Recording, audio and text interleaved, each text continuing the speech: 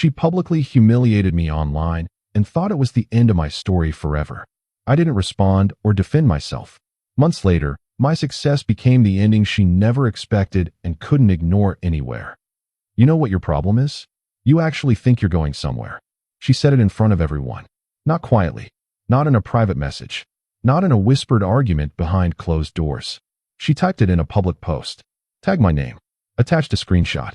Added a laughing emoji for good measure. And then she waited. I read it 3 times. My chest was tight. Not because she hurt my feelings, though she did, but because of what she actually meant underneath those words. She wasn't criticizing me. She was trying to make sure everyone else stopped believing in me before I could prove them right. I didn't respond. Not a word. Not a reaction. Not a single character. And she took that silence as a victory. She had no idea that the quiet was the most dangerous thing I'd ever given her. I didn't realize it then, but that moment changed everything. Not because she broke something in me, but because it finished building something she never saw coming. Something I'd been constructing quietly for a long time, in a life she thought she fully understood. What I stood to lose that day wasn't small. I had people watching, colleagues who'd just started taking me seriously, a project I'd spent months bleeding into, a small but real reputation that I'd earned with nothing but consistency and late nights and showing up when I had every reason not to. One well-placed post, one public humiliation, one moment designed to make people look at me and think, is this guy really worth anything? That's what she was trying to take. Not just my dignity, my credibility, my momentum.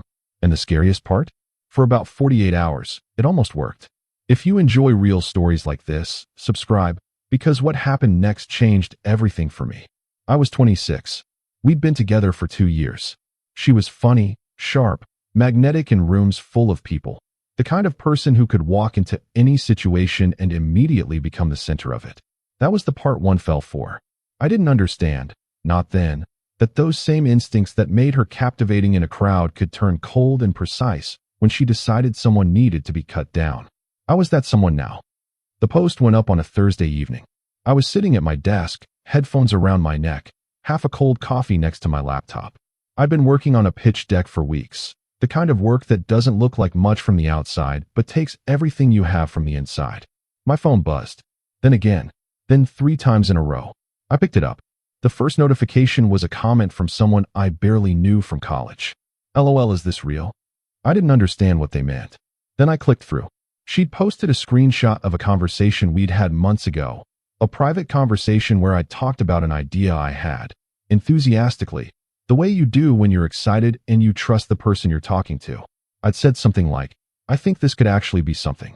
I think I could build a real business out of this. She'd screenshotted it, cropped it, and put it under a caption that read, some people really need to be protected from their own delusions. The audacity to think this would work, faced with tears of joy. Tag someone who knows a guy like this. My name was in the tag. My face was in the comments because people were tagging mutual friends, tagging strangers, laughing.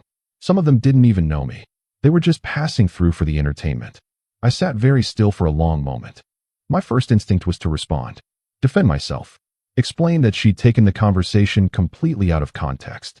Explained that the idea she was mocking was already further along than she knew.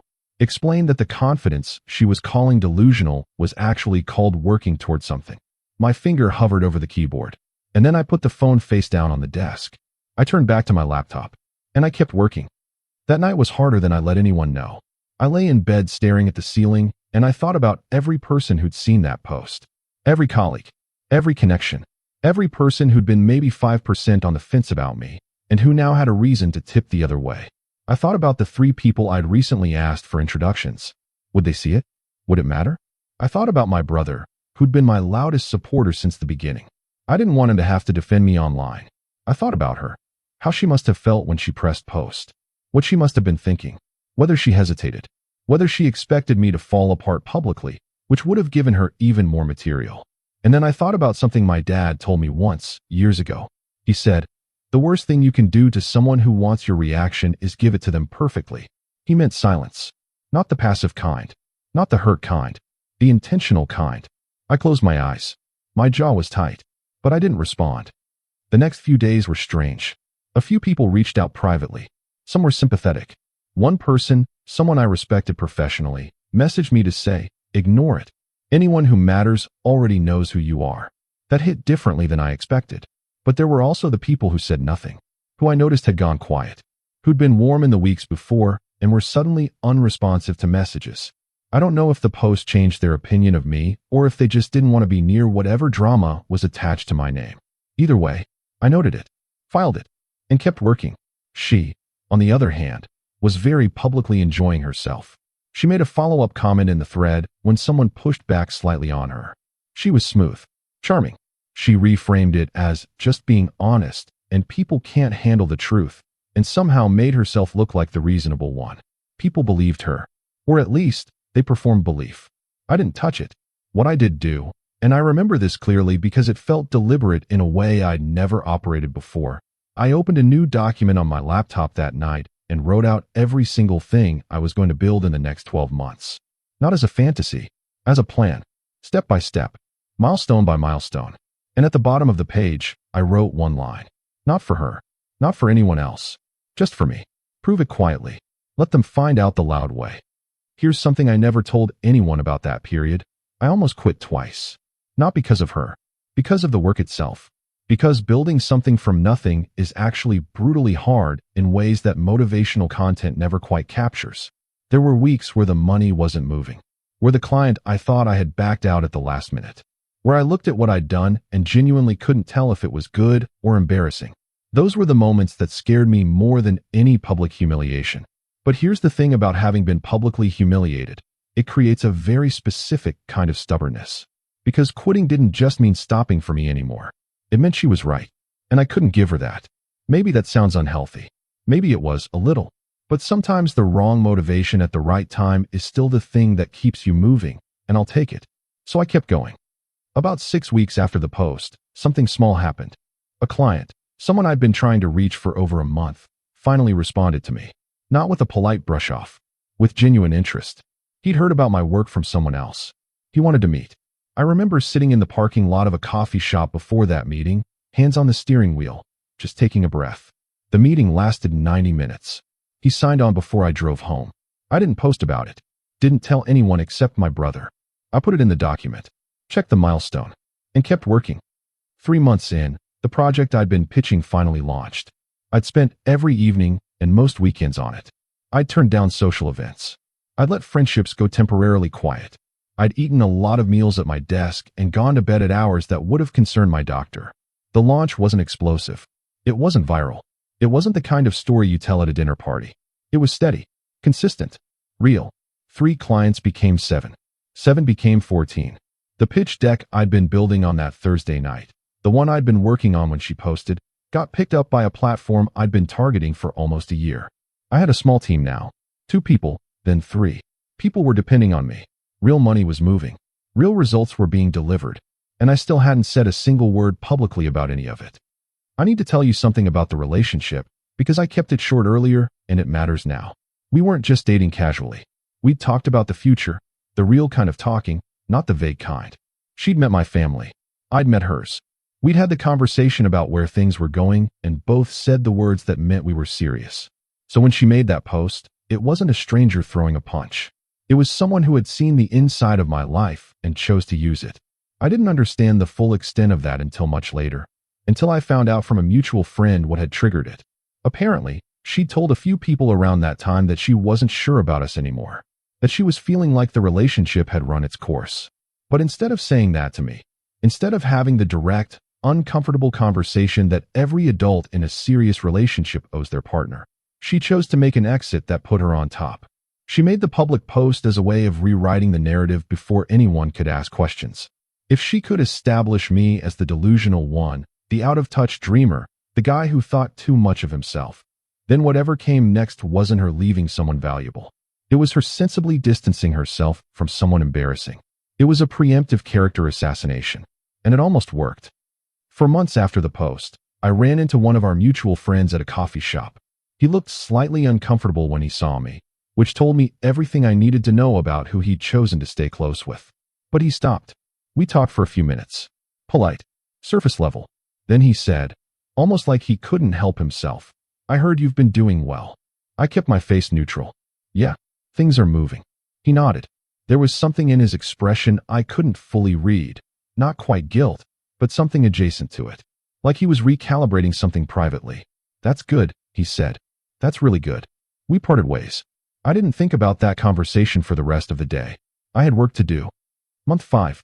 I got an email from a publication, a mid-sized industry outlet that I'd always respected but never expected to come knocking, asking if I'd be willing to be featured in a piece they were doing on emerging businesses in my space. I read the email twice. Then I closed my laptop and sat quietly for a moment. I called my brother. "They found me," I said. "I know," he said. "I've been watching." He'd been watching the whole time. He just never said anything because he knew I needed to do this without the noise of anyone else's expectations. I agreed to the feature. The interview took an hour. The piece ran 2 weeks later.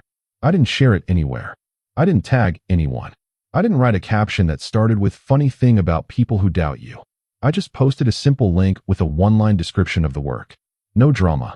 No reference to anything that had come before. No performance of victory. But people saw it.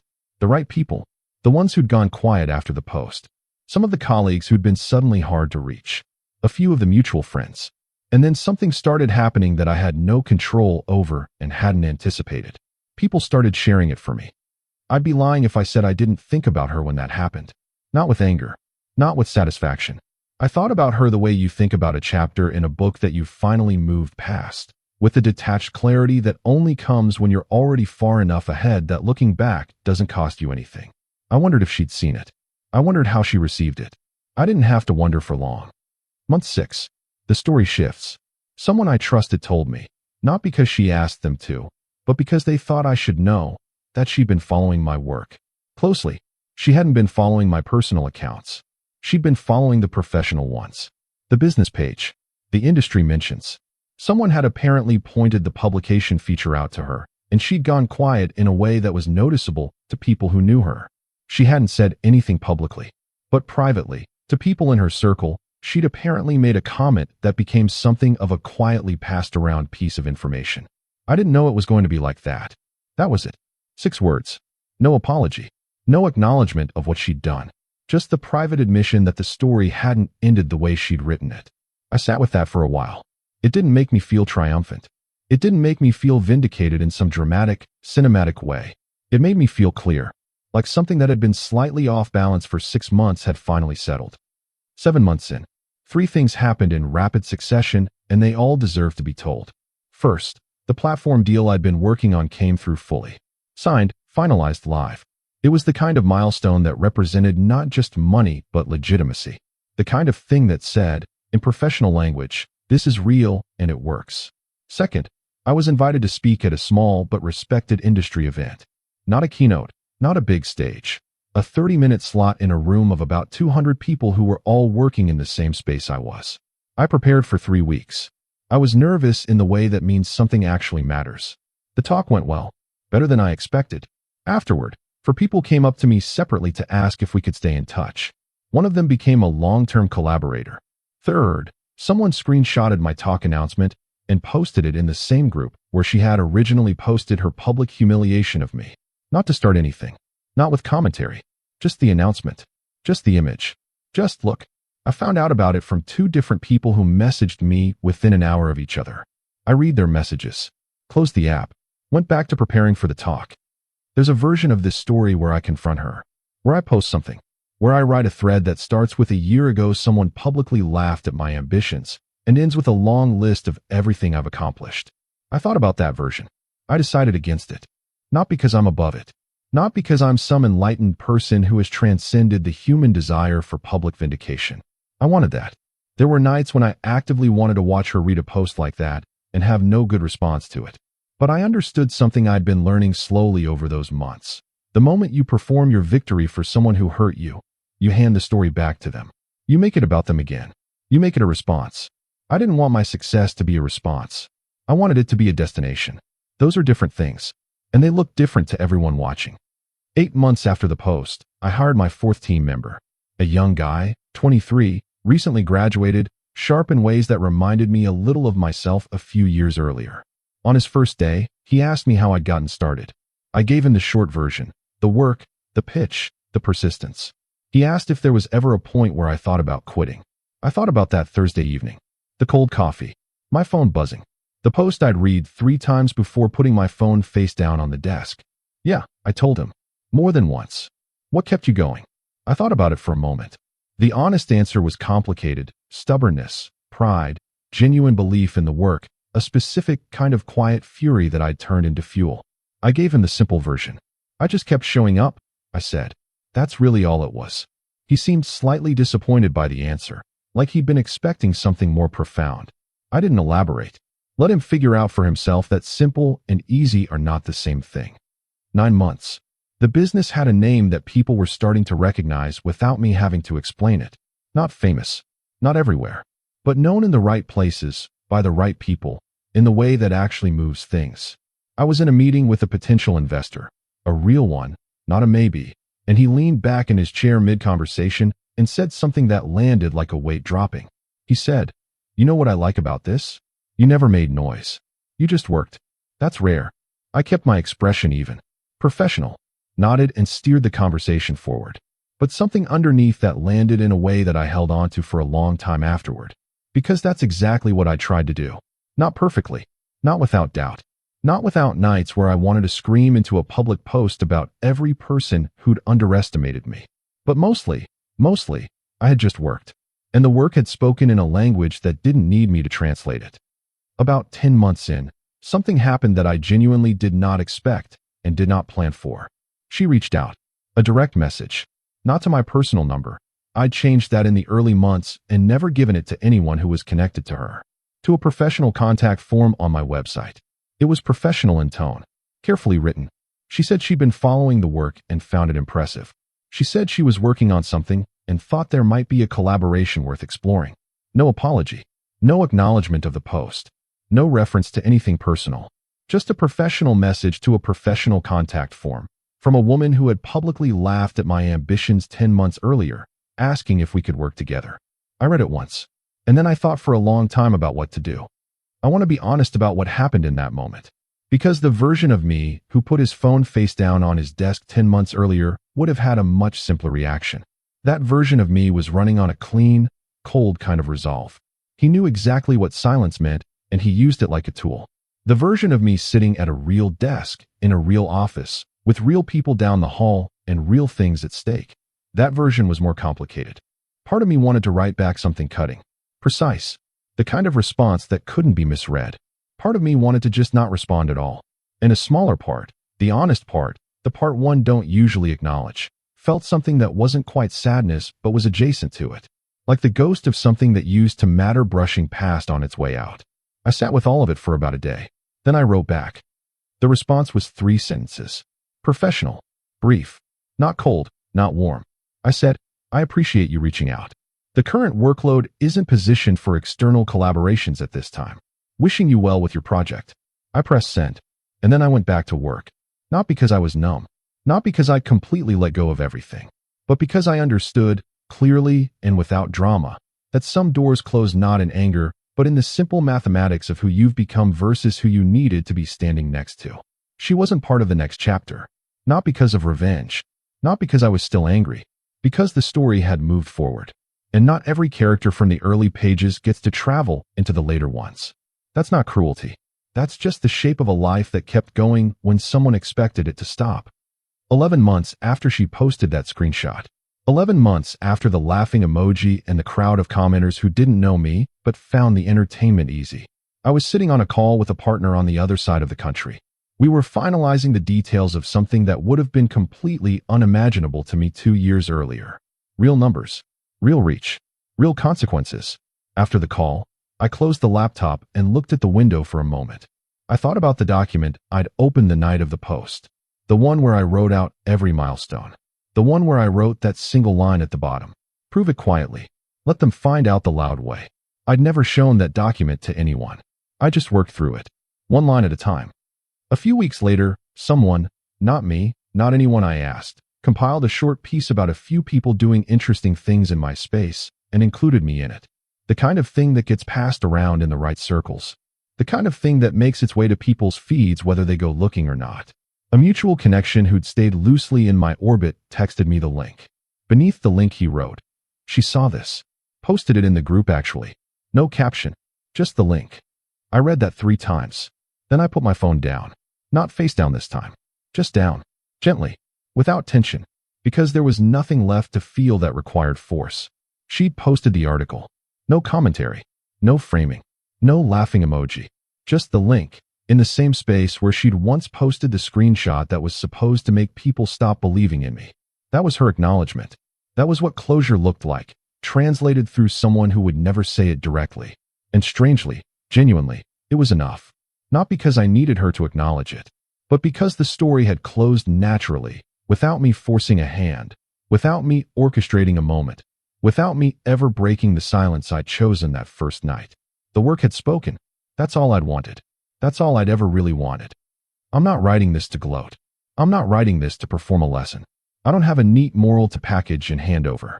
What I have is this. There was a moment, a very specific Thursday evening with cold coffee and a buzzing phone and a post designed to make me small, when I could have reacted, when I could have made it about the two of us, about the drama, about being right. I chose the work instead. Not gracefully, not serenely, sometimes through gritted teeth and a very specific kind of stubborn anger that I won't pretend was noble. But I chose it, and the work became something real, something that existed entirely independent of her opinion of it, something that didn't need her to reconsider in order to matter. By the time she did reconsider, by the time she posted that article with no caption, in the same place where she'd once tried to end my story, I had already moved so far past that moment that it barely registered. That's the part no one tells you. Real success doesn't taste like revenge. It doesn't come with a dramatic confrontation or a moment where the crowd finally sees who was right. It just tastes like arriving somewhere you chose to go, standing in a place you built with your own hands, and realizing, quietly, that you never needed anyone's permission to get there. She posted a screenshot once. She thought it was the end of my story. It was actually the first page.